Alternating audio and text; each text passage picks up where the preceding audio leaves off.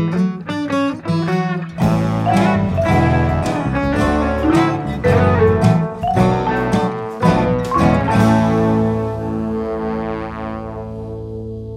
everyone. Welcome to another episode of Keep It Fictional. I am your host today, Fiona, and I am joined by Corrine, Virginia, Mark, and Sadie.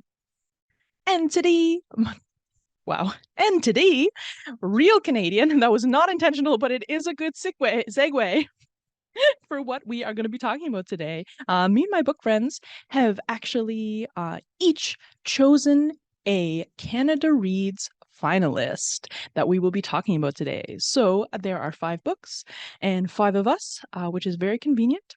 Canada Reads is a competition between 5 Canadian books represented by 5 Canada famous individuals who go head to head on the television, the radio, and podcasts where you find your podcasts in order to find this year's #1 Canadian read.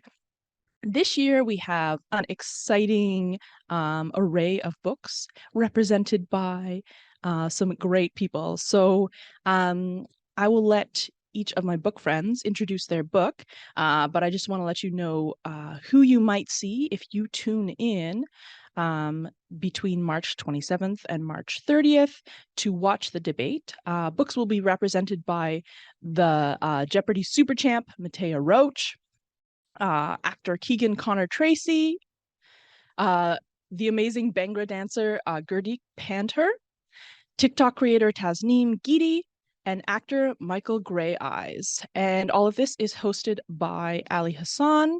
And they will choose the top book, but at the moment, right now we have a 5-book shortlist. So we are each going to take a moment to talk about that book that we were kind of assigned. It was a little bit of okay, well, I claim this one, so what are you gonna do? Oh, well, I've already read that one, so what are you gonna do? So we may have some rave reviews and strong opinions, as we always do on this show. So I am going to start off with Sadie, and she actually has a book that many of us have read and some of us have loved. So I can't wait to hear what Sadie thinks. Thank you, Fiona. So my book has actually been talked about, I believe, on our podcast before a couple of years ago. So it's not a super recent review that we have received. And this was actually the first book that I have read by this author, even though they have been on my to be read list for quite a while. So this author, Silvia Moreno-Garcia, is a Mexican by birth. She says Canadian by inclination. I believe she lives in Alberta. No, Vancouver. She lives in Vancouver. She definitely lives in Vancouver. I believe she lives in Vancouver.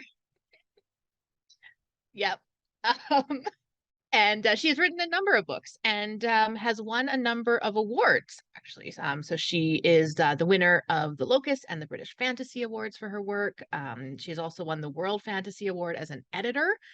So she is quite a decorated novelist already. So it'll be interesting to see if she can add Canada Reads winner. She can at least add Canada Reads finalist to her list of awards. So the book that I'm going to be talking about is Mexican Gothic by Silvia Moreno-Garcia. And this book, it takes place, it's a historical horror novel with a bit of a supernatural twist to it. So it takes place in the 1950s, and it is mostly set in Mexico City, but it does venture outside of Mexico City. Or I guess it's not mostly set. It starts in Mexico City and then ventures quite quickly outside of Mexico City to the burnt out mining town of El Triunfo. And the story revolves around Noemi. And Noemi is a socialite, young woman, having a great time in living in Mexico City, living her best life in Mexico City. She goes out and socializes all the time at parties. Her family is quite well off and quite well known, so she enjoys the benefits of that. But she also has further aspirations. She wants to be an anthropologist. And so she goes to the university and loves studying anthropology as well. So her world is kind of turned a little bit upside down when her dad receives a letter from her cousin Catalina. And Catalina was married not too long ago and went off to live with her husband in a old mansion called High Place. And her husband um, is his family is originally from England and once were owned a mine and were quite successful and powerful in the town. But since then, the mine has shut down. There's been scandal. They have lost a lot of money. And so they are living in this kind of decrepit mansion called High Place in the mining town of El Triunfo. And so, at the behest of Catalina, in this letter, Noemi's father asks her to go and check in because things don't seem exactly right. Catalina talks about kind of some weird things in her letters that don't really make a lot of sense. And so Noemi's father wants her to go check it out and just kind of see what's going on. So Noemi does that. She arrives not really knowing what to expect. She is greeted by Francis, who is Virgil, who is Catalina's husband's cousin, I believe, is the relationship. And he brings her up to the house in this old-fashioned car. And she arrives at the house, and it's a very, very old-fashioned, run-down, decrepit house. She is welcomed, kind of, by Florence, who is Francis's mother and the niece of the patriarch of the family, Howard. She doesn't meet Howard right away, but he is talked about. He is very ill, but he is still very much the head of the household. So Noemi is brought into this household. It is cold in attitude as well as in feeling. She's told that there are many rules in place here: no talking at the dinner table, no smoking, don't venture outside of the house on your own. They give the reason that there's mist and fog and it could be dangerous. But Noemi is not entirely sure if she feels 100% comfortable here, but she is here for Catalina. And so she decides to stay and kind of figure out what is going on. She's told that Catalina is suffering from sickness, but they have a doctor, and the doctor is helping to help her recover. But Noemi is not entirely sure if that's true. Some of the things that Catalina is talking about don't necessarily seem like sickness. It seems like there might be something that a psychiatrist would be better suited to help with, which is what Noemi tries to suggest to the family. And they say definitely not. So anyways, over the next couple weeks, Noemi learns more about the Doyle family. She learns that there was a tragedy in their family. No one really talks about it. She doesn't really know what's going on with that, but it has kind of left this dark cloud over top of the family for many, many years. She also starts having very strange dreams. They seem like they're very real. She'll wake up in the morning not knowing if it was a dream or not knowing if something had actually happened. She starts to sleepwalk, which she had done as a child but had not done for many, many years since then. And she starts seeing and hearing a voice that starts to tell her a little bit about the family in very cryptic ways, but it starts to talk to her and tell her a little bit about the family. So she decides that she's going to try and find out a bit more. So she ventures into town at the behest of her cousin, actually, to get a tincture that she has been taking from a local healer. And through meeting this local healer, Marta Duval, Noemi learns that the tragedy that befell the family was about the daughter Ruth. And Ruth at one point snapped and she took a shotgun and she killed most of the family. She tried to kill Howard and then she killed herself. This tragedy has been hanging over the town. It's been hanging over the family for many, many years. So Noemi kind of takes that story and takes it back to the house. She doesn't talk too much about it, but the longer that she stays at this house, the stranger her dreams become, and the more confused she sort of becomes about what exactly is happening. She learns about Howard's wives, multiple wives, sisters, who one of them died and the other one replaced her as the wife. She learns about his children and a little bit more about Howard himself, which she can't quite tell his age. He seems very, very old and very, very sick. Um, but she can't quite tell exactly how old. The stories seem like he's been around forever, but it seems too long for a normal human life. She also starts seeing these snake emblems everywhere.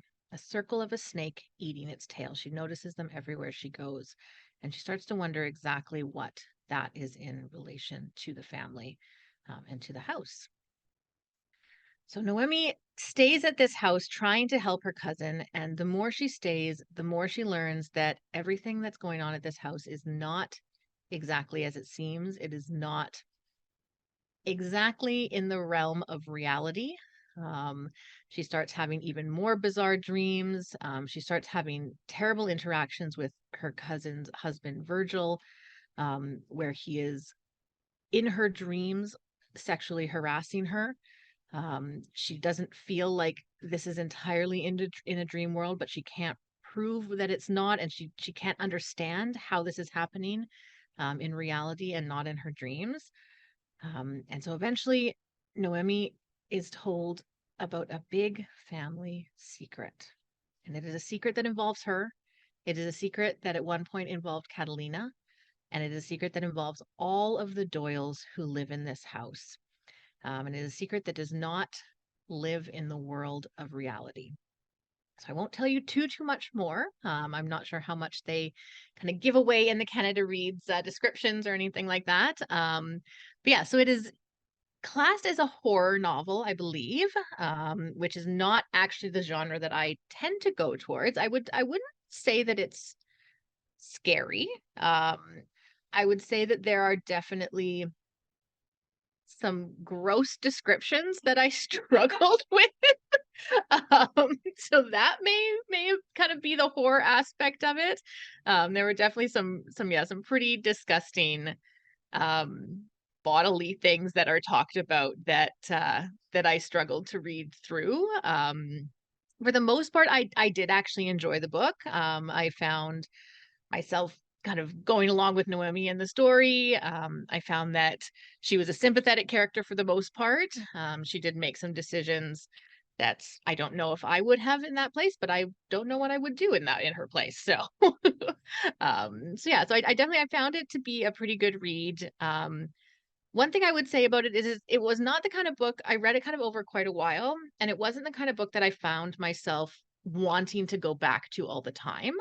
Um, and so I don't know if that was just kind of the pacing of it. I just couldn't get into as much. But I did in the end. I was definitely reading through the pages and wanting to get to the end, and so I think that Garcia does a good job at the very end of kind of amping up that suspense and the story to make you want to keep reading it. But yeah, it was definitely, I think if you are looking for something historical with a bit of a supernatural twist, but kind of gearing more on the atmospheric sort of horror idea, I think that it would be a good fit. It As I said, there were hard to read parts, so if you're not great with kind of more gross type of of things, yeah, then that might be a struggle, but it did not necessarily impede the reading of the book in my mind. It was just kind of a part where I would read it like, do not want to read that again.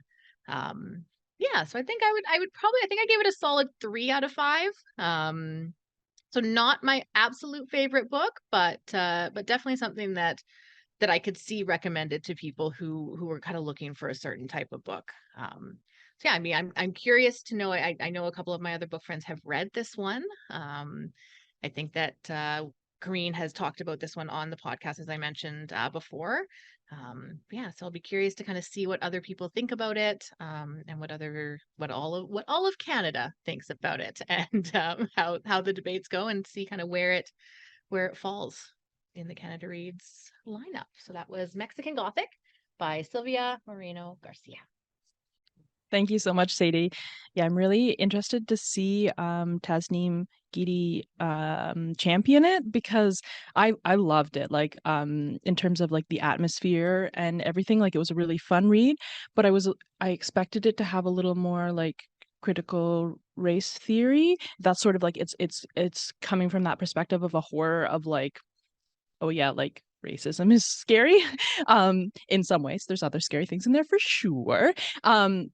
But so yeah, I feel like it's, it's a good just atmospheric book, but I don't know how much it goes into other stuff. So I'm really interested to see, yeah, where it falls, when it gets kicked out.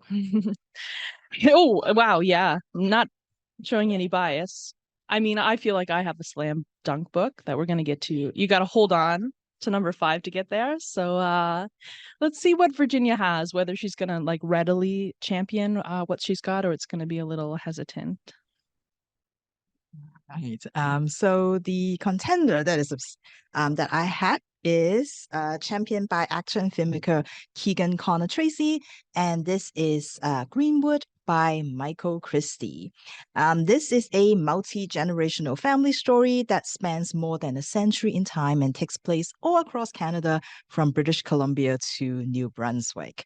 So I would say, first of all, that this book has been attached to words like eco-fiction or dystopian, but I just want to start by saying, like, I feel like this is very much a family historical fiction. Was there an ecological disaster in that current time and the context of the book? Yes, but it's not about describing life in the dystopian world at all. And in fact, because it covers so many time periods, more than like a whole century, that like that present time is only a very small part of it. So don't let those descriptions deter you from reading a book. If you like historical fiction, I think you will really, really enjoy it. As you can probably see from the cover or even from the title, Greenwood, trees feature very heavily in this book. And also look at this gorgeous, I don't even know what you call it. This is the spine, whatever you call this part of the book. It's also like sort of mirror that kind of tree-like texture, the tree bark. And tree is, can be seen as many metaphors for many things. But I think one of the most interesting thing about the book is that, and it works really well for the story, is that the structure emulate the tree rings. So imagine looking at like a cross section of a tree trunk. So moving from sort of left to right, we start from the outermost ring, which is sort of the most recent time. So we're looking at 2038 in the book. And then as we move farther into the tree, we move inwards. We're kind of moving actually backwards in time. So we go into the periods of 2008, 1974, 1934, and eventually we landed in the middle, which is the oldest sort of time of the story in 1908. And then we'll be moving back out. Now we're moving forward in time again. So we visit those years once again. But now that we have the knowledge, we have some more information about and some more background about what happened, it's a really interesting way of sort of looking at the story now that you know a little bit more about the people and also what happened. And then until all the way we get back to the outermost ring, which is in 2038 once again. And so I find the timeline really interesting, and it works really well with the message that the story is trying to convey in regards to the idea of a family history. So that was probably my favorite thing about the book. And you all know that I like a time hopping book. I'm one of those weird people that like to be confused by a timeline that jumps all over the place. But I would say, because this is still very linear in some ways, because it's just moving backwards and forward, but in chronological order, I think it's never confusing. So it will appeal, I think, to different types of readers who like their timeline straightforward and also maybe like their timeline a little bit different. So let's start with sort of the current day in the book in 2038, where we meet Jake. Jake is working as a tour guide at the Greenwood Arboreal Cathedral. Even though it's called a cathedral, it's really a resort. It is located on an island off the coast of British Columbia. And in 2038, Canada has sort of become what the author called the panic room of the world. It is one of those places that still have not been impacted yet by the event called the Great withering, which is this fungus that has infected and killed a lot of trees all around the world. And so as a result, the earth is sort of like a giant dust bowl. Many people developed chronic respiratory diseases that are fatal. And this island and many parts of Canada remains kind of unimpacted, and so it is becomes sort of a sanctuary. And of course, when you become a sanctuary, it is only accessible to the richest people, to the most privileged people. So these tourists, they come to the resort, and they come to be here to be with nature, to feel that wonder, that serenity, that awe that nature inspires. And as Jake says, to pretend that everything is okay and that the world is not falling apart. And it's Jake's job to feed them those lies.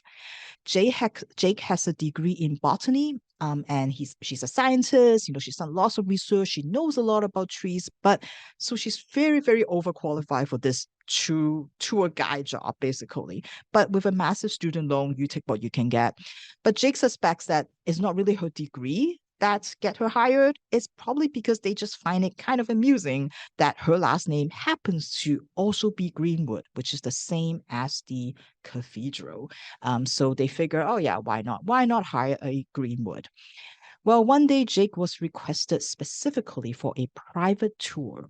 And she was quite surprised because she doesn't get a lot of those. Like, she's a good tour guide, but she's not the best one. But she was even more surprised to see her ex-fiance, Silas. Well, thankfully, Silas is not coming here to rekindle old flames. He's here for a business. He claimed that he is here to help Jake get back what is rightfully hers, because he believes, and he said he has found evidence that Jake is actually a Greenwood, the Greenwood, related to the company that now owns this island and owns a lot of other business all around Canada. And so Silas believes that he and his law firm has found so many evidence to support this claim that he can help Jake get back all of this, and it could all be hers. So with that, we leave the current time and we move to 2008, and we meet Liam Greenwood. We start to meet people that may or may not be related to Jake. So we have Liam Greenwood, Jake's father, whom she has never met. He's a carpenter and he does gorgeous work with reclaimed wood that he gets from a farm in Saskatchewan. Much to the horror of his mother, he makes furniture for big corporations and business because he's so good at it. But right now, when we meet him, he is on the floor, wondering why he can't feel his legs. Can't quite remember what happened, but it seems like he might have fallen off while he was on a job. Then we go back to 1974 and we meet Willow Greenwood, Liam's mother, therefore Jake's grandmother. Willow could have a life of luxury, she could have a life of comfort, a life of stability, but instead she decided to give it all away. She gave all her whole inheritance away and chose to live in a van with a young son, Liam. Instead of living in a house, enjoying everything that she can, she drives from place to place to protest, to sabotage all the logging companies that are destroying the forests that she loves so much. And because of that, she's frequently in and out of prisons. And Liam's upbringing is very, very unstable.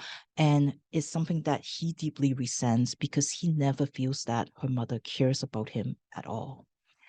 Then we move back a little bit to 1934. We meet Harris Greenwood, Willow's father, the owner of the Giant Lumber Company and many, many more companies around Canada. And you can't go anywhere without seeing that Greenwood logo. But the market has crashed. And so Harris is trying really hard to negotiate different deals, including deals overseas with the Japanese. And this is just at the brink of World War II. So it is not a deal that people look kindly upon. Harris has lost his eyesight since he was a teenager. So for this trip to Japan, he decided to finally hire a describer, not to help him navigate because he has got used to it and he's quite good at, finding his way. He doesn't need help, but he wants to see the world in a different way. And so he hired an Irish poet to help describe the world to him. And so we get to learn a little bit about his relationship with this describer that goes beyond the employer-employee relationship. At the same time, we also go to New Brunswick and we meet another business tycoon, R.J. Holt. And Holt is about to adopt a baby.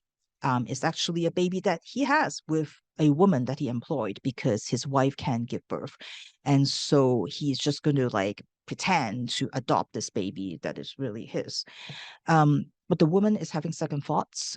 She doesn't want to give up her baby. So in the middle of the night, she decides to run away. Unfortunately, she still hasn't recovered from childbirth and she has a really, like, she's still, very weak. So on her way out, she bled to death. But that was before she bundled up her baby in a blanket that she sewed that very night, wanting to give the baby something that does not belong to Holt.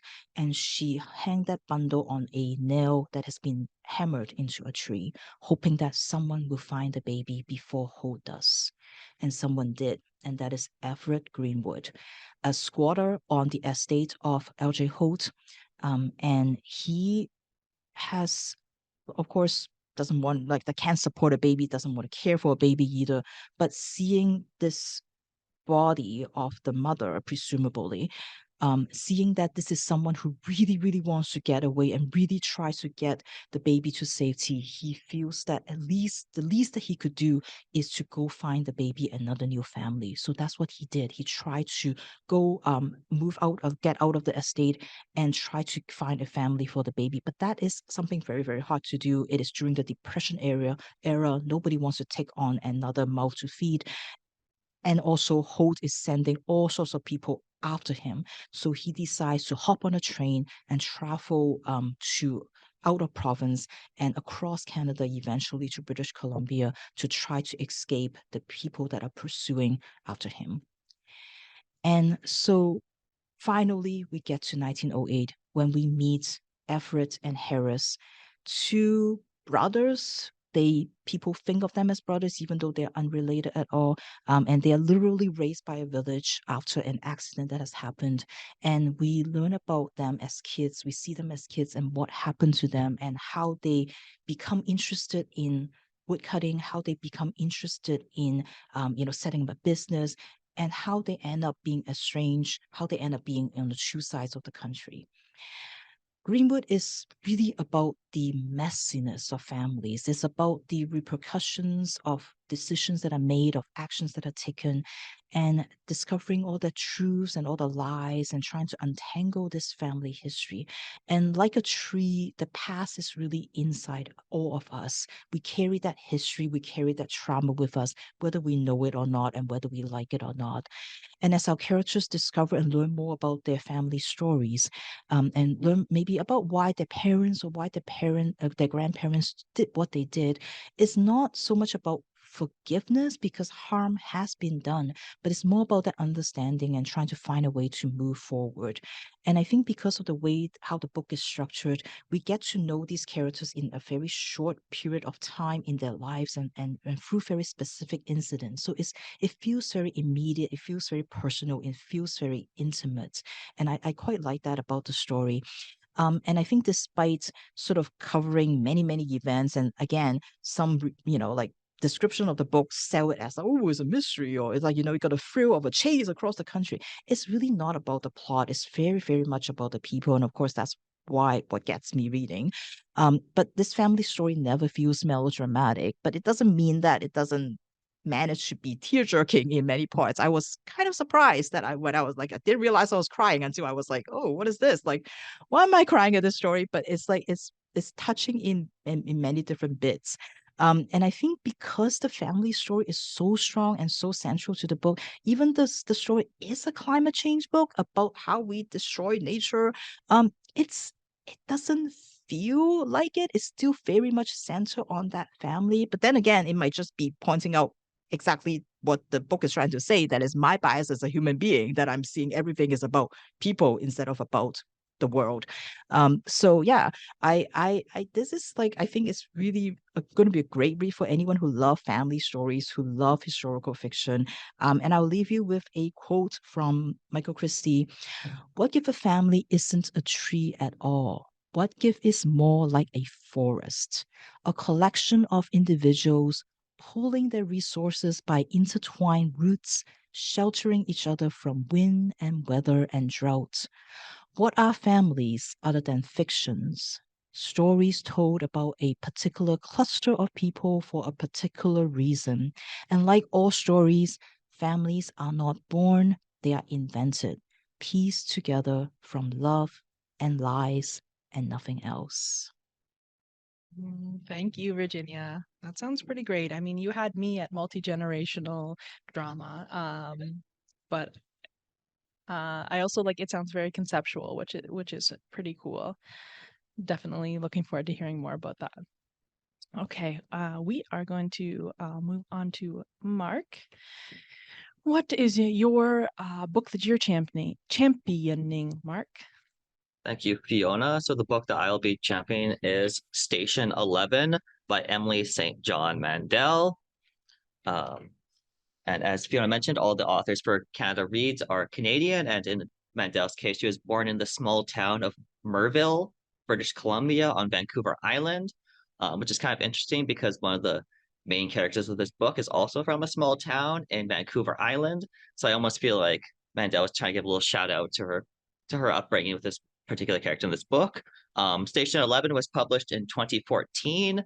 It was Mandel's fourth book, but definitely was around the time where she was taking off in popularity as an author, and is now easily and perhaps arguably the biggest writer in all of Canada in terms of popularity, even drawing the attention of international figures like Barack Obama, who featured Sea of Tranquility, Mandel's most recent book, on one of his books to read lists. And as well, this particular book, Station 11, was also recently adapted into an HBO series. So definitely a lot of people have been picking up the book in recent months because of this. So it's definitely, I would say, the most well-known author out of the five that are in Canada Reads this year. So some people may be a little bit not rooting for Mandel, not needing more attention, but we'll see how that plays out in the actual debates. So in the actual story, Station 11, it begins in the present day Toronto of roughly 2014. They don't give an exact year, but given that's when it was published, you can kind of more or less assume that's when it's taking place. And we begin at the debut of a new experimental production of King Lear at the prestigious Elgin Theatre on Yonge Street in Toronto. And in the middle of the performance, the star of the show, actor Arthur Leander, who played the role of Lear, suddenly collapses due to what is initially appears to be a heart attack. But little do those in the production or those in the audience at the time know that Arthur did not just collapse and later die due to a heart attack, but rather was due to a new and rapidly spreading flu-like virus that later becomes known as the Georgia flu that killed him. Named after the country of Georgia, it initially spread to Russia and then the rest of the world, primarily through international air travel. Also at the theater the night of Arthur's death is Jivan Chowdhury, a paramedic who was in the audience of the performance and initially tries to revive Arthur after he collapses. Another person there that night is Kirsten Raymond, a child actor playing a younger version of one of Lear's daughters. The stories of Arthur, Jivan, and Kirsten are threaded throughout this book as it moves back and forth between the past and the future, the before and the after of the Georgia flu pandemic that ultimately wipes out more than 90% of the human population. Due to such a sudden onset of this flu, there's a catastrophic decline of population, and there's no part of society that remains unaffected by it. We also learned that in the early days of the pandemic, people very rapidly died, very quick onset death, and security is very rapidly declined in countries, provinces, and cities, essentially ceased to hold any meaning or sway as the institutions that compose them fell to pieces one after another without any people to manage or staff them. Modern forms of technology go dark, from the internet to smartphones to TV, as there's no longer anyone who can keep the networks or electricity up and running. Consumer goods have largely all gone off the market, with only the rare handmade personal item and homegrown food available for consumption. Travel must be done by foot or animal, as engines have gradually deteriorated or run out of fuel to power them. As humanity originally struggled to adapt to its radically altered circumstances, we're told of stories of general lawlessness, complete lack of trust in strangers, and only a gradual development of independent human settlement and camps in places like abandoned Walmarts and in small towns where only a few survived, as new friendly people gradually moved in to form a kind of patchwork community of sorts. As part of the backwards and forwards narrative and out of order telling of the stories, different narrative styles are utilized, such as first-person narration, shifting narrators, shifting points in time, the use of transcripts of things like an interview with Kirsten by a librarian at one point in the future, at one of the few remaining libraries as part of a preservation project, and the comic book quotations are additional narrative devices that sort of break up the way the book flows into unique bits and pieces. So it's definitely a book where if you like a very consistent kind of one narrator voice, you may not like it, but if you like to get these different kinds of perspectives, different narrators, different points in time, then you may find it interesting the way that the book has been composed in this kind of out of order, and as a thread that runs throughout each of these characters, throughout each point in time that's represented. But you kind of have to do a little bit of work to kind of put the pieces together a little bit as well. So interestingly, we also see points of overlap and interaction in each of their lives, such as before the pandemic, Jivan's earlier career as a paparazzi photographer and journalist, chasing celebrity wives and getting juicy scoops, including one about an impending divorce, an exclusive interview with the Hollywood actor Arthur Leander, who of course is our actor in King Lear in this story as well. We also see the friends and family of these characters as they adapt or at times sadly perish along the long and harsh road that they must travel because of the Georgia flu and the unsettling of the entire world. This includes Arthur's longtime friend Clark, who finds himself living in and later more or less running an airport commune of survivors after they were stranded there on the last day of air travel in the airport's history. There's Jivan's brother Frank, who works as a ghostwriter, who at the time of the onset of the pandemic is writing a delightfully fluffy and ego-stroking work for an unknown but immensely rich philanthropist and businessman. Frank and Jivan spend the early days of the pandemic locked in Frank's apartment after Jivan goes on a late-night grocery store run, bringing back many grocery carts full of food where they hole up in the apartment, hoping to wait out the pandemic. But unfortunately, as we later find out, this is not the case, and they must eventually venture out into the gradually or greatly altered world. The book's title, Station 11, even comes from the name of a comic book series that is created by one of Arthur's ex-wives, Miranda. And as a personal favorite of Kirsten's, even though it was never formally published, Miranda shared her work with various people over the years, including a young Kirsten backstage at a certain production of King Lear. So in the comic Station 11, Dr. 11, an outer space scientist, resides on Station 11, an outer space ship/colony that is one of the few remaining vessels carrying humans after the Earth is rendered uninhabitable, and the trials and tribulations of its isolated inhabitants who try to make the best of their situation in outer space. This comic, which is read and considered by Kirsten throughout the book, is another example of a potential catastrophe that threatens humans and life in general. It kind of gives the story another angle to consider in a more sort of thoroughly science fiction environment. But in much the same way that readers of the book may reflect on and compare this pandemic in the story to the real world pandemic, the characters in the book compare their pandemic to the catastrophe that befalls Earth in this science fiction environment. And it's also in the future aspects of the novel, I should say, it takes place 16 years after the onset of the pandemic and are primarily told from Kirsten's perspective. And at this time, Kirsten is now a member of a traveling performing arts group, known as a traveling symphony. And it's through our travels with this group that we see much of the pandemic-altered world. The symphony is primarily composed of classically trained musicians who perform European symphonies, quartets, and other associated pieces of music, but also a group of actors who perform plays, especially those of Shakespeare, which is Kirsten's part in this traveling symphony. The symphony provides a rare encounter with the arts and live performances since they have essentially ceased to occur.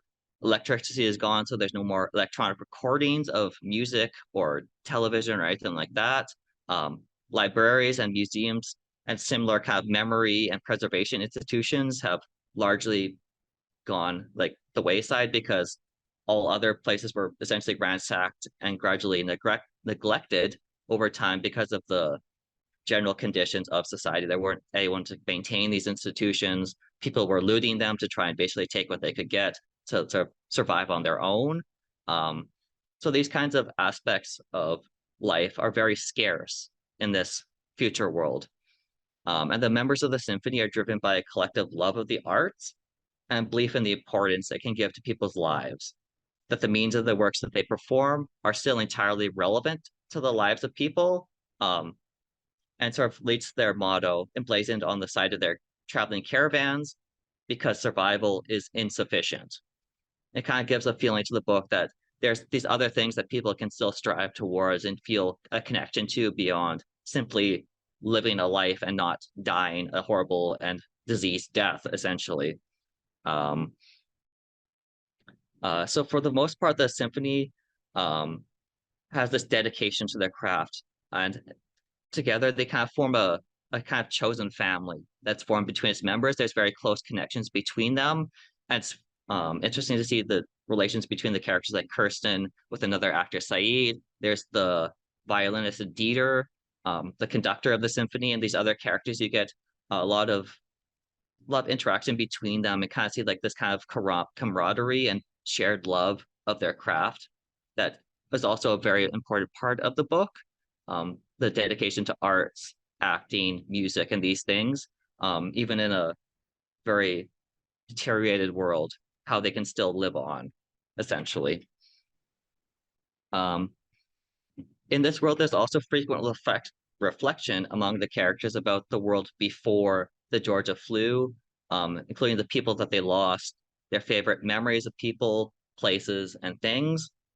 And in this way, there's a kind of inversion of Jean-Paul Sartre's famous aphorism that hell is other people. And instead here it's altered to hell is missing the people that you love. Very much, again, connecting to this idea that the loss of the past world and reflecting on what truly was important in the world, not necessarily like affluence and things like that, but the people, places, and memories that tied them together, essentially. So it's interesting to see that aspect of the story as well. On their travels, the traveling symphony also begins to hear rumors of a museum that's supposedly collecting notable remnants of the time before the pandemic, a museum of human history that they begin to travel towards, hearing that several former members of the symphony may be residing there now.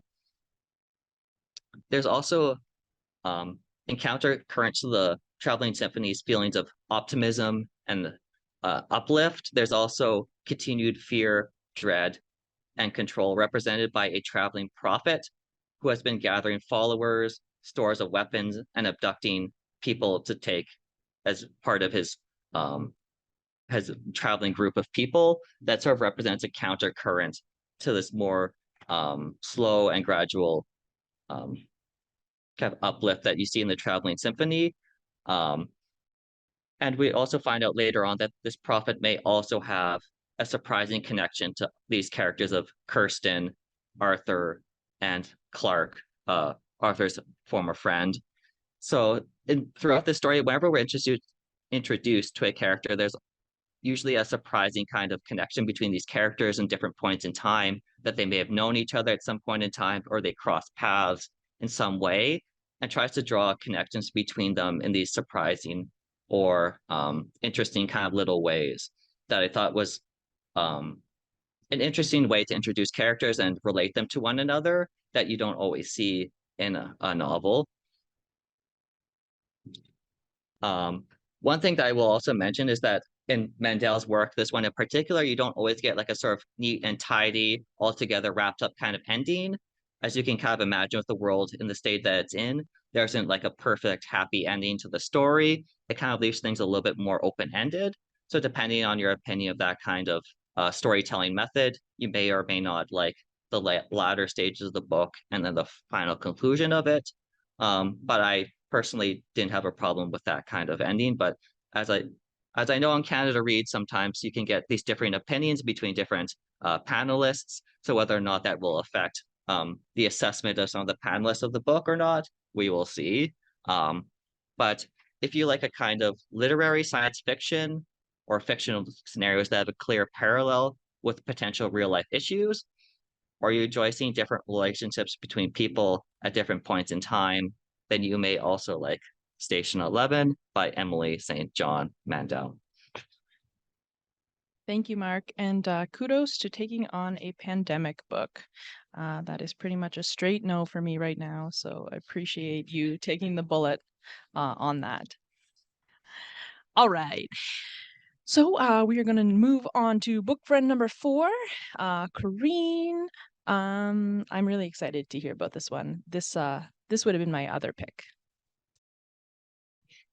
Yeah, I think that this is a strong contender. I think it is a very strong contender. So it is 1986. We are in Montreal, and Muna Haddad is struggling and just a little bit desperate. She has recently arrived from Lebanon, which is in the middle of a brutal civil war. She is still reeling from her recent kind of limbo widowhood. Her husband was kidnapped and is presumed dead. However, she does not have any confirmation of that. She is living in a small apartment with her young son, Omar, and the money that was given to her by his family to start over their life in Canada is running out. She is by trade a French teacher, and one would have thought that in Quebec, this would be an asset. However, as soon as she arrives, she realizes and is point blank told that no one wants to learn French from a foreigner. And so the important qualification that actually got her her immigration papers to Canada is suddenly useless. And so, with very, very few options left, she responds to an ad in a newspaper looking for call center operators. And she shows up at an information meeting for Nutrifort, a diet plan which will send you boxes of pre-portioned food to enjoy and help you lose off those pesky pounds. Now, as a hotline operator, Muna will be renamed to Mona, and she will be the comforting voice on the other side of the line who will coach you through all of your weight loss problems. And maybe not just their weight loss problems. So, in the middle of selling Nutri-pizzas and Nutri-shakes and Nutri-snacks, she also just starts listening to people. Listening to their problems, listening to their confusion about life, their sorrows, their families. She is the one voice on the other side of the line that listens to people express their deep well of grief at the passing of their parents, their isolation, their depression, their really crummy husbands who are cheating on them and then announce it on Christmas Day. Like, come on, like give it 24 hours at least, Boxing Day. That's a Boxing Day conversation. As she listens to their isolation, she comes to realize her own isolation. How, because of the loss of her husband, because of her situation in life, she is cut off and alone. But she is not the only one who is alone in this cold city. So, this is the book Hotline by Dimitri Nasrallah. Is it really hard to read this book without hearing the song Hotline Bling in your head? Yeah, it's really hard. It's really, really, really hard. That is the struggle that I had. So it is the story of that kind of tension between assimilation and immigration and integration. The author actually based this story and the character off of his mother's experience in the 1980s. So she also was a French teacher from Lebanon. She came to Canada and found that she could not get work doing what was her profession. And so she ended up working in a weight loss call center. And so he kind of took this idea, his own experience, he says, was of the child who felt lonely and neglected and didn't understand what was going in the adult world, and tried to kind of reimagine it from the point of view of his mother, who is trying to make ends meet. And when he finally presented this book to his mother, this is actually his fourth book. She was a little bit she's a little bit worried about reading it, because she's like, this is, really close to my own story. This is like my own life that you're kind of playing with. And at the end of it, her response was, well, I think this is the first of your books. It doesn't seem like it was written by an angry young man. Which is a very mom thing to say. So it is, on the whole, a very optimistic book, I would say. At the end, you kind of laugh, you kind of cry as Muna finds her own way to kind of make peace with her new home, to make peace with her new life, and start to kind of build her own community after isolating herself for so long. And I think that one of the reasons that Gurdeep Pandher, who is championing this particular book on Canada Reads, is that he found a lot of parallels with his own life, especially the first year or two of immigrating to a new place, adjusting to the systems and the struggle of trying to find your place in somewhere that's totally new, the challenges, the hardships. But it is at its core a very hopeful book. It is a very optimistic book. It's a lot of his early books. He apparently writes from more of an angry young man perspective. And this is a much gentler, kinder book than perhaps his earlier works.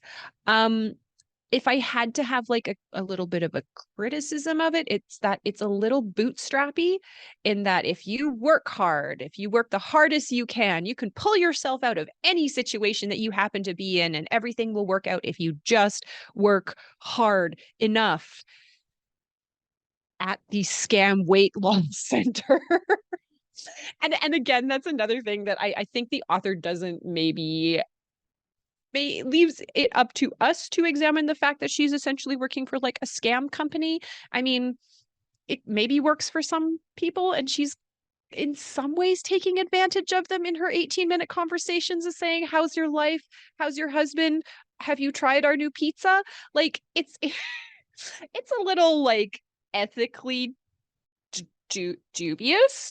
And especially as like Muna at some points kind of like struggles with her own weight, it's kind of like a little odd to not examine that more than like you would. But I don't think the book is trying to do that. It's trying to kind of show that struggle of that first year coming to a new place.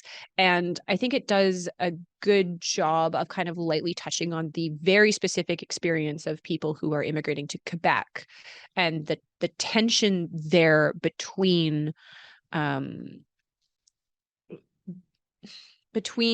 like the language, the culture, the very, very specific systems that are set up there.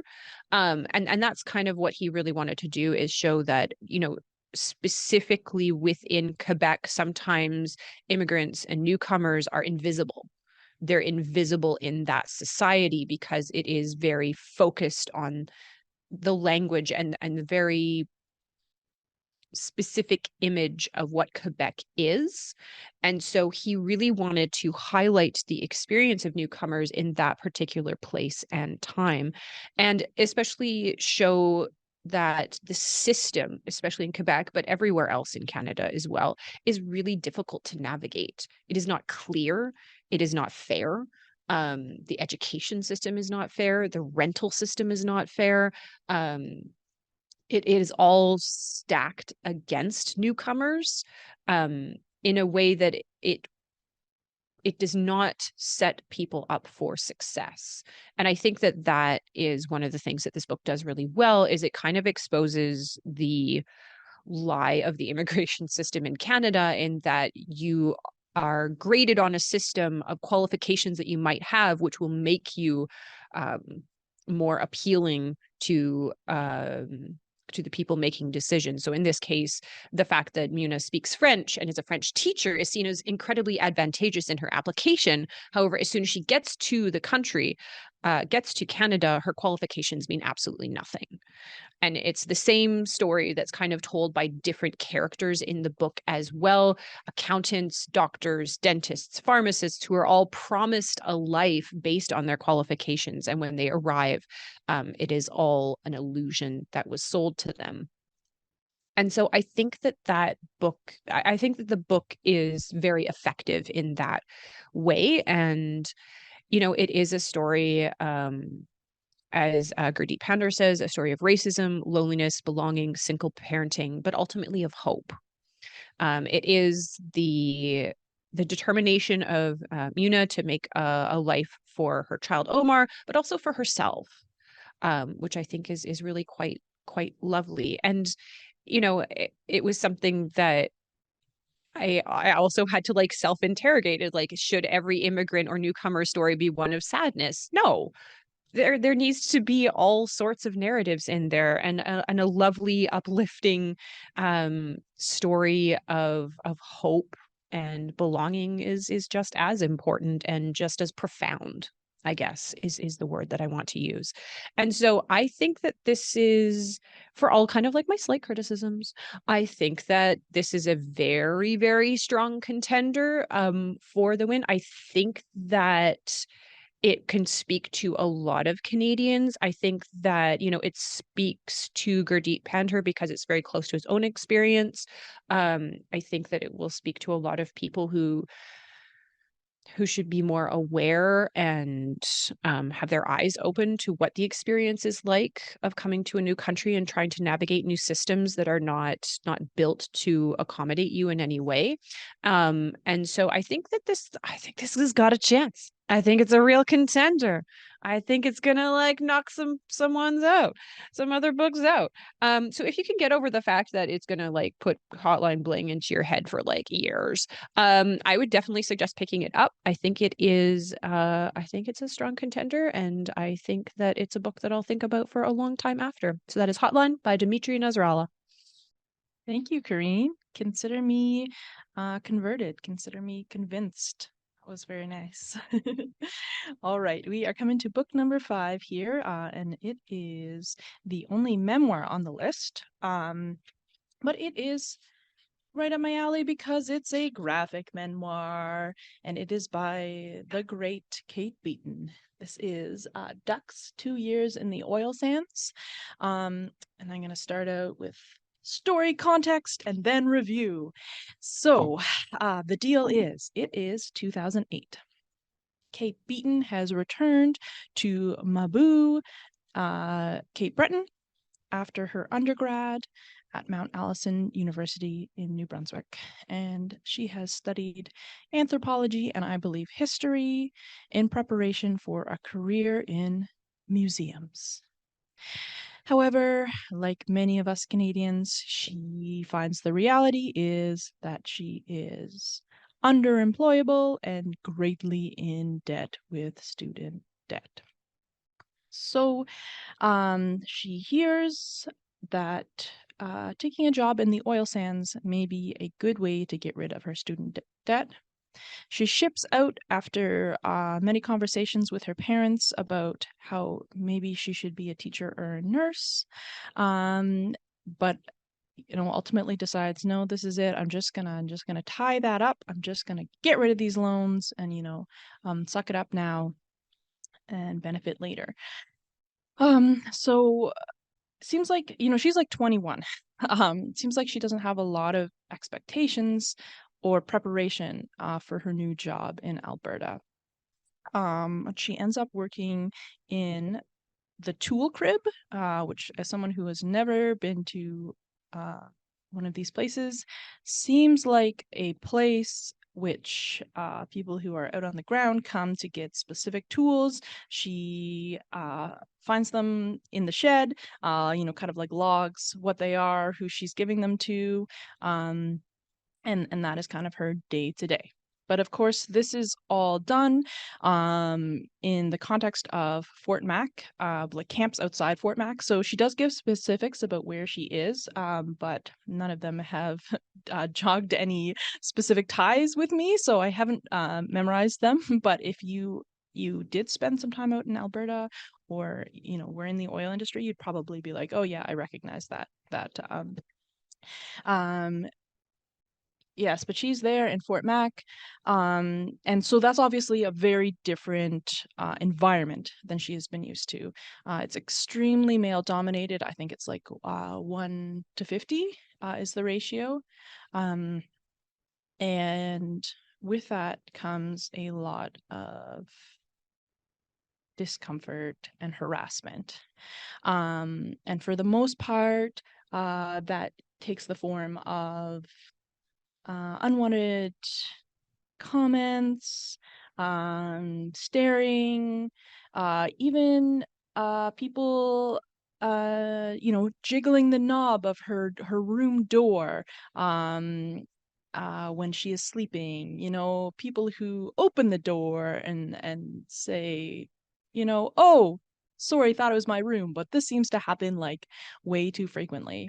And just a heads up, it does contain rape and sexual harassment. So that's something that you may want to be aware of if that's triggering for you. And this theme is explored throughout, but it takes the form of there's not voiceover, there's no narration to the panels. It's all vignettes that sort of build this bigger story. So I really appreciate the way that is done, sort of just laying out the story with less of sort of a reflection. The reflection is done more in the story she builds, not directly. And this actually did come out. I thought I had read it because it was on her website as a webcomic, but what I remember is a lot more about the ducks, which is like very much in the end and like a small portion. So the title actually comes from these, like, I don't know, like 200 ducks that flew into the oil sands and died, and it received a lot of air. It received a lot of attention on the air. That's what I'm trying to say. And I remembered that part of it, but I think that maybe only a portion of it was up on her website, like way back in the day. So now you can read the whole thing in context, and it's a thick boy. When it comes to comics, it took me quite a while, but I never got bored of it. So we have those themes of this male-dominated workplace. There is the general. She definitely touches on the like the general difficulties of life and the drugs and drinking, the breakdown of families that is happening with all of these men going away. But as she kind of like notes in parts, she's quite naive to that part of the culture. So it's touches base that is happening, but she's certainly not involved in it. And it also reflects a lot on the culture in Canada, people from the East Coast, which if you read this book, you will recognize that means east of even Ontario, and that an East Coast is in fact the Maritimes and not Central Canada. But so she does reflect on that, sort of leaving home to come to Alberta, and these industries. There's these, like, I waver to say cute, like Cape Breton grizzled old men who are kind of like, yeah, I did the mining industry and that dried up and I did this industry and now I'm here in Alberta in the oil sands. And I mean, like, I don't cute is the word that comes to mind, but they also say these like horrible things to her. And she walks that line just like so well of representing these people who are endearing but also like horrible. And she doesn't make a judgment about it. And I think in part because she sees it really of like, these are my people, these are my Cape Bretoners, and then there's this whole slew of Newfoundlanders. And this is the choice that we're given. Stay in the place that you love and perish, or kind of live in this no man's land.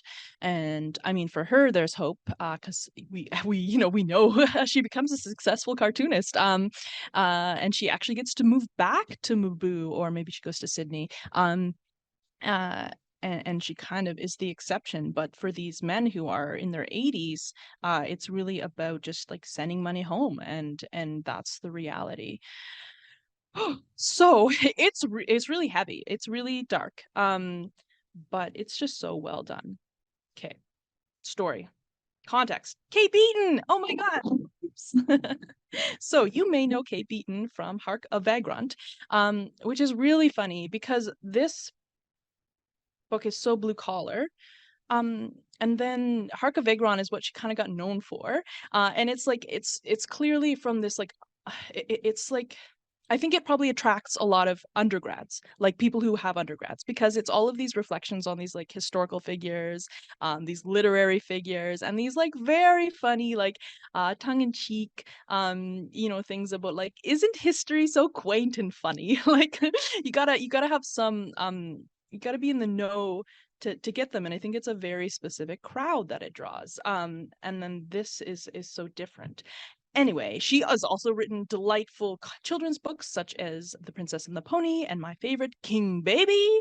And I know that I'm missing some context about her, but we do get to see her comics kind of, they're just sort of something she does off to the side in this book, which is really interesting because it's like she has that's not her game, that's not her objective. And then it sort of just comes delightfully out of this extra time that she has working in the oil fields. There is a 1 year in between where she goes to Victoria and works in a museum, and she loves it. And she's like, oh, nobody's harassing me here. Life is wonderful. I get to do what my degree is for, but I can only work 20 hours a week and I can't pay any of my student loans. So we see that for a year. We see that. And then she goes back to the oil fields. Deeply depressing and relatable. Okay, the review. I feel like I've done my review throughout, which is just like, this is a challenging book. I love the way that she's done it. It doesn't hit you on the head. It just gives you all of this context and gives you an opportunity to kind of decide for yourself. There is some criticism that she has even kind of brought on herself, which is that the conclusion, and again, because it's so episodic, I don't feel like this is like I don't feel like this is a big spoiler. She kind of comes to this realization that she hasn't been super aware. She's been thinking about this perspective of her people, her Cape Bretoners coming to Alberta, but she hasn't thought about the indigenous land that the oil sands are actually on. And so she has this really light bulb moment where she watches an elder talking about a community that is like right down the street from her camp, where the oil is leaking into, and it's completely destroying every aspect of their way of life, like literally everything. And she has an aha moment of like, oh, this is really messed up. And that's when it seems to simultaneously, like it seems to happen at the same time that she pays off her loans. So she heads home, but there is that little sort of window into the broader look at Canada, and the camps on Indigenous lands, which of course they all are. but she kind of criticizes herself in the end note of like, this is a memoir, this is my experience, but I wish at the time that I had been thinking about not just like the experience of a white woman going into this, but imagine the Indigenous women and girls and the way that the oil industry affects them.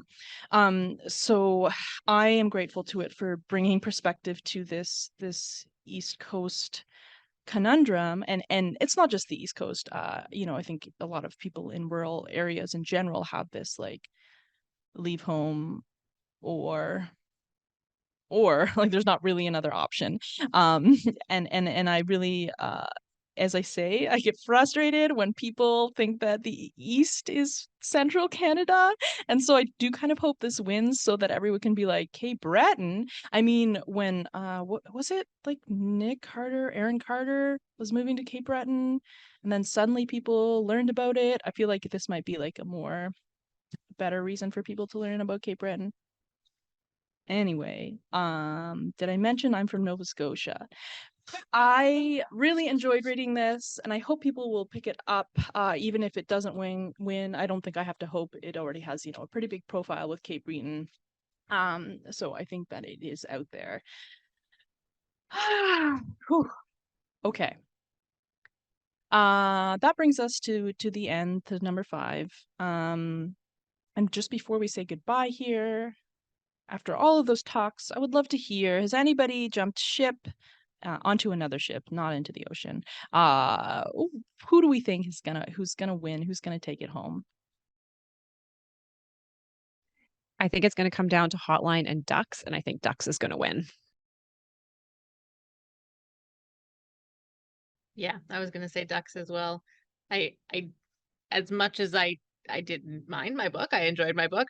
I find it interesting that it's the only one that does not take place in Canada, of the five books, and so I'm curious for a Canada Reads book if they want to go with something that has a more Canadian feeling to it. So yeah, I'm going to say Ducks. Yeah, I also think Ducks is the clear front runner. In my case with Station 11, it's parts of it do take place in Canada, other parts are clearly sort of across the border in America. So kind of as Sadie just mentioned, that might also have a bit of an impact on some of people's assessment of it when they're making their voting decisions. So I think that Ducks and then Hotline maybe a slight edge over Station 11 for that reason, but I think those are like the top 3 or more or less. I feel like just for the purpose of being Canada Reads, I think that's probably what it is. I'm not going to comment on which book is actually better because I think there are some other that might be. But I think for the purpose of this Canada Reads thing. But yeah, anyway. Yeah, I feel like it's going to come down to Hotline and Ducks. That would be my prediction as well. And I do think that a comic book always has an edge over, like, people will just be like, oh, well, I can polish that off. And if you're like, well, I've read one, but I really want to get some context as to the others, I can't just vote for one because it's the one I've read. It's like, you're probably going to pick up the comic book.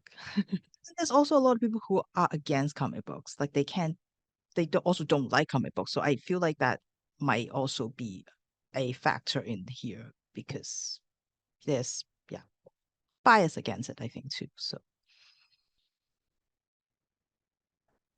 That's true. And one thing about Ducks is that it kind of it does the prairies and it does the East Coast and it kind of skips central Canada. So I feel like being set in Quebec definitely gives Hotline that edge as well. but it's also very specific though, right? Like it's also very, so I think these are very specific stories, and like there might be others that are more kind of like it goes more Canadian or of Canada, perhaps, even to space. So yeah. I really can't wait to see it, and I hope that we can all have like a little mini like meeting in the hallway when it happens so that we can just be like, oh, I can't believe this. Big stakes. Thank you all so much. I love a chance to talk about talk about this Canada and this literature which we have. So thank you to my book friends for being part of this. I hope you take a chance to pick up one of these before we start the countdown and the debate that will be happening again. CBC Gem will be happening on the radio. It'll be happening on a podcast distributor near you. You probably won't be able to avoid it. I hope you tune into Canada Reads. Thanks, everyone. We'll see you next week.